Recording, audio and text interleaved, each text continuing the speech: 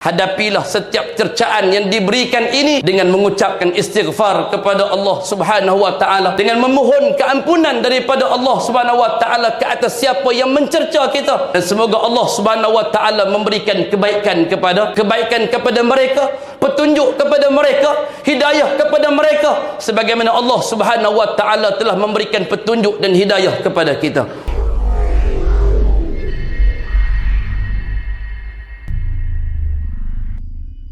Dan kata Nabi sallallahu alaihi wasallam, wa khaliqin nasa bi khulqin hasan, dan sesungguhnya wahai Muaz, bahawa sesungguhnya bergaullah sesama manusia dengan budi pekerti yang luhur, bergaullah dengan manusia dengan akhlak dan adab yang terbaik, bergaullah dengan manusia, bermuamalahlah dengan manusia dengan mempertontonkan akhlak yang terbaik yang dapat kamu pertontonkan daripada segala bentuk zahir jawariyah, anggota badan yang ada pada diri kamu, pada setiap pandangan kamu, pada setiap pendengaran kamu, pada setiap tutur kata kalian. Pastikan kalian menuturkan sesuatu yang mempertontonkan akhlak yang terbaik di sisi Allah Subhanahu wa taala dan di sisi baginda Nabi kita Muhammad sallallahu alaihi wasallam, demi untuk mengangkat apa yang disebutkan oleh Nabi sallallahu alaihi wasallam, innama bu'istu liutammima makarimal akhlak.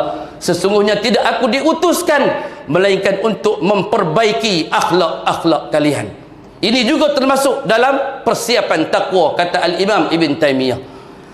Menjadi satu orang yang bertakwa kepada Allah dalam mengamalkan setiap yang diturunkan, dalam redha di atas kurniaan yang sedikit, juga dalam persiapan menuju kepada hari kematian, persiapan untuk menghadapi hari kiamat, diikuti pula dengan melaksanakan amal saleh, yang mana amal saleh itu, kata Nabi kepada Muaz ibn Jabal, akan menjadi penghapus pada setiap kesalahan dan juga dosa. Dan tuturilah dan gaulilah dan bermuamalahlah sesama manusia, biar manusia mengeji, biar manusia nak kata apapun, biar dia nak cerca apapun, tuan-tuan hadapilah dengan diam. Tuan-tuan hadapilah hanya dengan diam bagi mempertontonkan akhlak kalian, untuk kita tidak menjawab apa yang dicerca terhadap kita. Cukuplah memberikan kepadanya sebuah keinsafan, bahawa apa yang dituturkan itu akan dipertanggungjawabkan di hadapan Allah Subhanahu wa taala. Cukuplah dengan memperingatkan setiap apa yang engkau cerca akan dihadap dan dibentang di hadapan Allah Subhanahu wa taala. Pastikan tutur kata itu terlalu baik bagi diri kita, sedap pada telinga kita, sedap pada pendengaran orang lain.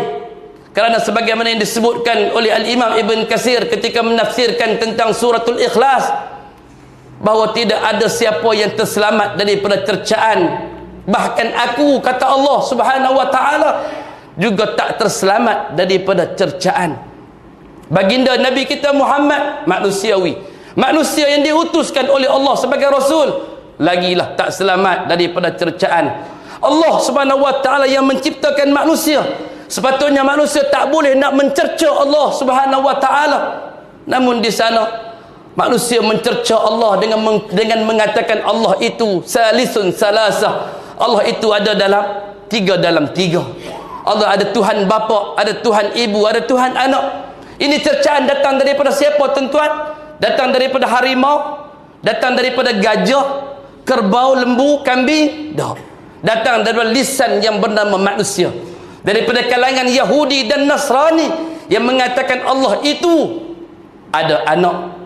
Dan Allah Subhanahu wa taala menempelak golongan ini dengan mengatakan qul huwallahu ahad, Allahus samad, lam yalid wa lam yulad wa lam yakul lahu kufuwan ahad. Allah Subhanahu wa taala yang esa, yang agung pada keagungannya pun dicerca oleh lisan manusia. Habis tuan-tuan nak bangkit, nak bingkas bangun untuk menahan lidah manusia daripada berbicara, nak menahan manusia daripada mencerca, tak usah tuan-tuan. Tak usah, tak mampu untuk lisan manusia menahan lisan manusia lain untuk berbicara, untuk bercakap.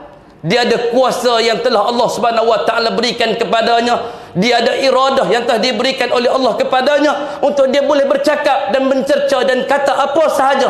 kepada sesiapa yang dia tidak sukai, kepada sesiapa yang dia tidak sepakati.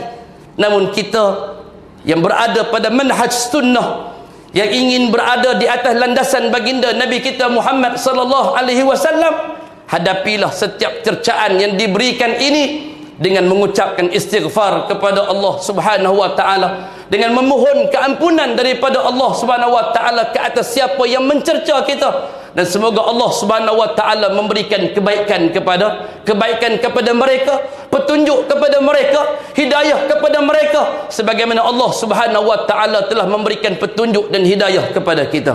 Hadirin hadirat yang dimuliakan Allah Subhanahu wa taala, hadis ini diriwayatkan oleh Al-Imam At-Tirmizi dan statusnya adalah hasan, dan juga disebutkan oleh Al-Imam Ad-Darul Qutni, Ahmad dan lain-lainnya.